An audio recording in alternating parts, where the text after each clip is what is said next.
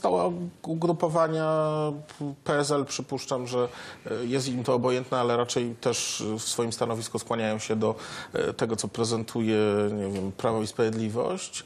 No, Sojusz Lewicy Demokratycznej ustami swojego lidera wyraził to bardzo wyraźnie i te stanowiska też jakby w pewnym sensie w dużej mierze przypomina to, co prezentuje PiS. No, a ruch Palikota próbuje tutaj na swój sposób w jakimś stopniu kokietować ruch Autonomii Śląska, ale to bardziej płynie, czy bierze się z pewnej kalkulacji politycznej, próby zbudowania swojej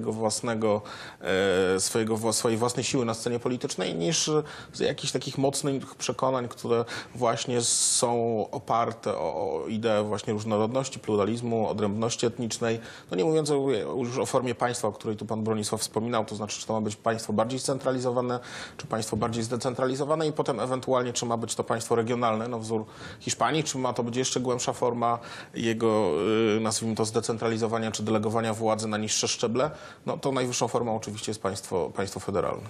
Panie Leonie, Polska powinna bać się Śląska? Polska? Dlaczego się ma Polska bać Śląska? Zobaczmy sobie, jaki Śląsk jest wielki, a jaka Wielkopolska. Polska jest krajem dużo większym, a nawet na Śląsku większość to są Poloki. No czego się może bać? No chyba się boi tego, że po prostu przestaniemy myśleć jak Konstanty Wolny, nie? Że Polska się sprostytuowała w 1935, a po raz drugi w 1945 i nadal w tym stanie jest. I jakże był w Warszawie z taką manifestacją wraz z kolegami na początku władzy Donalda Tuska, żeby przypomnieć, że autonomia nielegalnie została zebrano dekretem Bieruta, nielegalnym dekretem Bieruta, to się takie starsze ludzie spytali: panoczku, a po co wyście tutaj przyjechali? A ja padłem po to, żeby Polska odzyskała honor, a ja swoja ojczyzna. Mało w to sobie zdało sprawa, że Ślązoki mają Polska za kraj bez honoru. Chociaż tego nie wyrażają tak głośno jak ja, ale mają prawo tak uważać.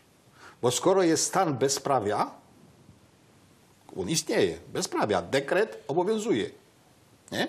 Dekret towarzysza Bieruta obowiązuje. I dopóki on będzie obowiązywał, to każdy Ślązok może powiedzieć, że Polska nie ma honoru. A ja bym chciał, żeby Polska odzyskała honor, a my odzyskali autonomię. Bo inaczej tego nie widzę. Idzie zrobić. Ludzie, co za problem? Odzyskujemy autonomię, zwołujemy Sejm Śląski i Sejm Śląski może się zrzec autonomii. I wtedy nie będzie autonomii. I wtedy Polska będzie tak, jak chce tego PiS. Czemu PiS tego nie chce? A PiS się tu odwołuje do Ewangelii. Ewangelia jest, na początku było słowo, a słowo było u Boga, a Bogiem było słowo. A kto złamał słowo? Ślązoki? Ślązoki nie złamali słowa. Ślązokom natomiast słowo, które zostało dane imieniem narodu, zostało złamane 2 razy. Raz przez Piłsudskiego towarzysza Ziutka, a potem przez towarzysza Bieruta. Panie Bronisławie, pan jeździł po całej Polsce, również z pańską twórczością. Z jakimi pan ocenami się spotykał? Jak odbierali tą twórczość Polacy? No, lepiej niż u nas. Tak to trzeba powiedzieć. Ja tam se szkryflą o tych roztomajtych miejscowościach i tak dalej. I zobdy zaglądam do jakiejś gminy. I gadam, że chcę napisać o nich fraszki, śląskie fraszki, że to będzie w internecie, że tam ludzie sobie poczytają. Ja cieszę się. I jak tu na miejscu, no już ostatnio, że nie łaził, ale był czas, że po paru takich magistratach łaził i że chciał pisać i prosił, że w tych magistratach, w tych odpowiednich działach, co by mi jakieś materiały dali do fraszek, takie ciekawostki roztomajte, no to patrzyli na mnie jak na jakiegoś dziwoląga, tu na miejscu, nie? A tam się z tego cieszą. I na ten przykład na Kaszubach, jak idę do jakiejś miejscowości, to się pytam, no co, macie jakieś fraszki kaszubskie u siebie? Nie mocie. Nie. Macie jakieś polskie? Nie mocie. No to się cieszcie, no to fakt, bo macie śląskie, będziecie mieli śląskie i autentycznie się z tego cieszą.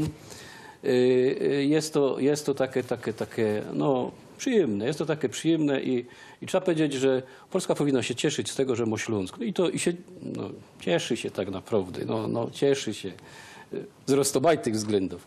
I no, że jakoś tak nie poradzi się do tego przyznać, ale tej śląskości Richtig, no, polsko klasa polityczna na dzień dzisiejszy może się tej śląskości strachać.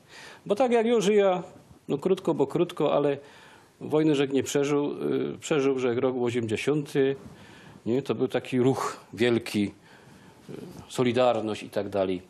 No, ruch pozytywny taki, nie? Dobra, no skończyło się drap, nie? Ja był młody, ja tam nawet się w to specjalnie nie zaangażował, wpisał, że się do Solidarności skończyło się drap, stan wojenny. No po tym 89. Zaś taki ruch do przodu, ta obywatelskość, to. Ale to się wypoliło. To tak idzie powiedzieć, to się wypoliło. Teraz jest trzeci ruch. Teraz idzie w Polska, idzie tak powiedzieć, te światło ze Śląska, bo ta nasza śląskość rośnie, ona rośnie obywatelsko. Także ja tak myślę, że Platforma Obywatelska to może będzie terminować na Śląsku prawie i się tej obywatelskości będzie drugi raz uczyć od Ślązoków. I oby tak się stało. Będzie to z korzyścią dla Polski. Panowie, a czy dla języka śląskiego jest miejsce w mediach, panie doktorze?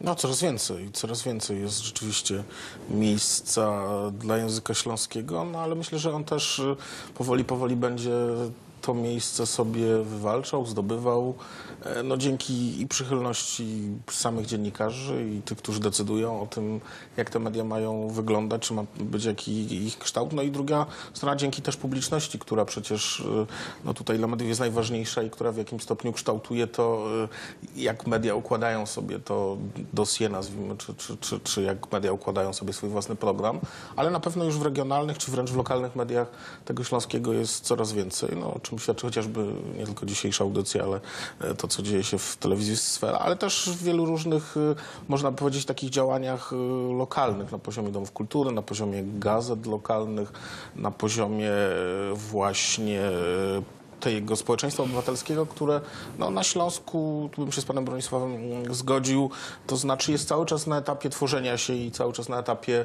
można by powiedzieć, krzepnięcia, ale między innymi ta kwestia dotycząca języka, tożsamości czy narodu, narodowości, one wszystkie ożywiają jakby tą dyskusję, ożywiają też działanie ludzi, ożywiają powiedzmy dziennikarzy. Na razie jest coraz więcej dziennikarzy, którzy raczej są tymi dziennikarzami społecznymi, czy chociażby działają też w tym nowym sektorze mediów społecznościowych, ale myślę, że coraz bardziej będzie sobie język śląski znajdował miejsce w tych mediach, nazwijmy to mainstreamowych, czy głównego nurtu. To jest tylko kwestia, myślę, czasu, ale też i warsztatu pewnego, ludzi, którzy będą w stanie też tego śląskiego w odpowiedni sposób używać. No i tego, o czym mówimy, to znaczy uzyskania statusu przez śląski właśnie tego statusu języka regionalnego, a po drugie, no też czegoś, o czym ciągle się mówi, a językoznawcy jeszcze chyba tego poziomu nie zdołali osiągnąć, czy nie wypracowali jednego jakby wzorca, czyli tej kodyfikacji tak zwanej, no wtedy będziemy mogli spokojnie właśnie doczekać się sytuacji, że śląski może uzyska w taką i nawet rangę w jakiejś trochę odleglejszej przyszłości, jaką ma chociażby, nie wiem, szkocki, kataloński. No jest kilka języków, które właśnie na poziomie tych wspólnot regionalnych znakomicie funkcjonują, ale też to odrodzenie, czy baskijski, trwało czasami 100 lat. No, w przypadku katalończyków i basków to była właściwie walka o ten język od końca XIX wieku, a pierwsze owoce zaczęto zbierać dopiero w latach 80. czy 90. ubiegłego stulecia. Panie Leonie, pan widzi zapotrzebowanie na przykład na serwis informacyjny prowadzony w języku śląskim? No ja i tacy, co poradzą po tym Śląsku, to też na pewno, choćby po to, żeby ten język przypominać.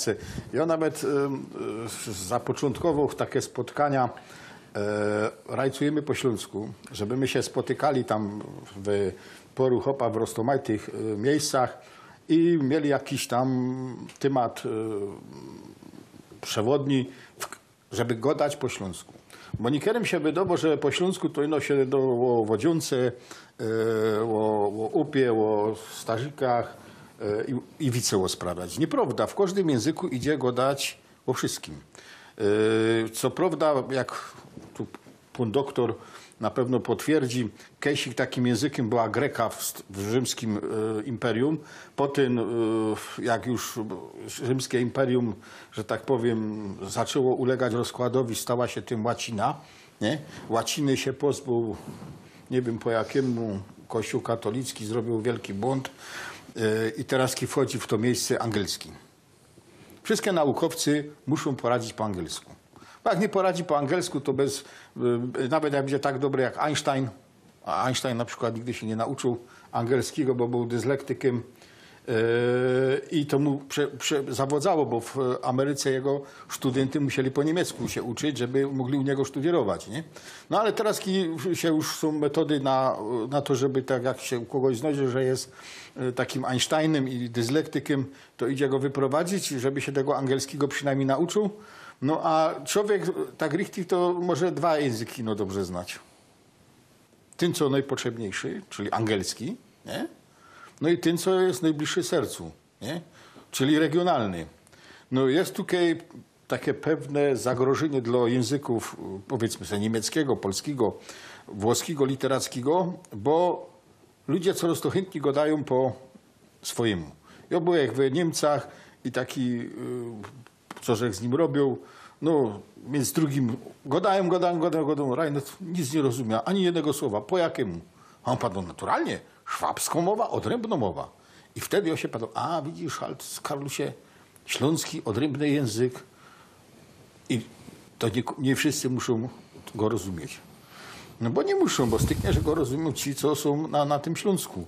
Więc śląski nie zagraża nikomu, ale śląski może być tak samo, powiedzmy się, na Pomorzu jakiś inszy, bo ja nie wierzę, że w całej Polsce wszyscy gadają jak ten Rusin czy Litwin, którzy stanęli u podnóża literackiego języka polskiego, mam tu na myśli Słowackiego i Sienkiewicza, nie? To trzeba pamiętać, że to nie byli prawdziwe Poloki, o jakie tam PiS walczy, nie? No to byli akurat polskojęzyczny Rusin i polskojęzyczny Litwin. Oni stworzyli ten literacki język polski. Nie? Też skodyfikowany dopiero niedawno, bo pamiętam, że były chyba 3 szkoły języka, nie? Bo była warszawsko, lwowsko i wileńsko. Nie?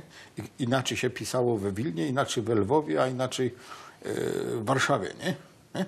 No i to też były tarcia. I dopiero jakieś 100 lat temu po leku zrobiono jeden język literacki, przepisano te książki, bo ja mam książki po polsku, jeszcze pisane po lwowsku. No, bo Jerzek bibliofilem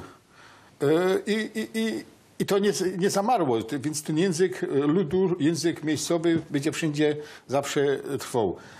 Jedynie telewizja, jak będzie robiła w jednym innym języku, to będzie zabijała te języki regionalne. Ale mam nadzieję, że do tej telewizji te języki regionalne, bo nie ino śląskie, ale i inne języki regionalne będą wchodziły. Ja w Niemcach na przykład, jakże troszkę tam był, to widział, że mają telewizję na przykład w języku bawarskim. Bajroki mają swoją telewizję i przez to kultywują swój odrębna odmiana niemieckiego, bo to jest tam jakiś tam niemiecko, tak samo jak słowiański jest śląski, nie? Czy słowiański jest tam, powiedzmy się, w Wilnie, nie? Ale jest on troszeczkę inszy jak ten ogólnopolski, ten, co słyszymy w telewizji. Nie? I my musimy wleźć do publikatorów. My jako Ślązoki musimy publikować po śląsku, więc tu jest potrzebna ta kodyfikacja pisanego. My musimy wleźć do radiów, co na przykład Radio Piekary czy inne radia śląskojęzyczne, tak powiedzmy sobie, powstają czy w internecie. Bardzo fajna rzecz. No i telewizje takie na przykład jak wasza, nie? Też wiem, że ostatnio się przygotowują do tego, żeby serwis informacyjny był po śląsku, co bym się fest chwali. Nie? I inne telewizje też, powiedzmy sobie, na przykład te małe, no, bo wiadomo, nie będą dziennika telewizyjnego w TV1 czy innej telewizji ogólnopolskiego dali po śląsku, no bo ciężko by było tamtym ludziom teraz pokopić, o czym tam gadają. Nie? Panie Bronisławie, pan tworzy na co dzień w języku śląskim. Łatwo jest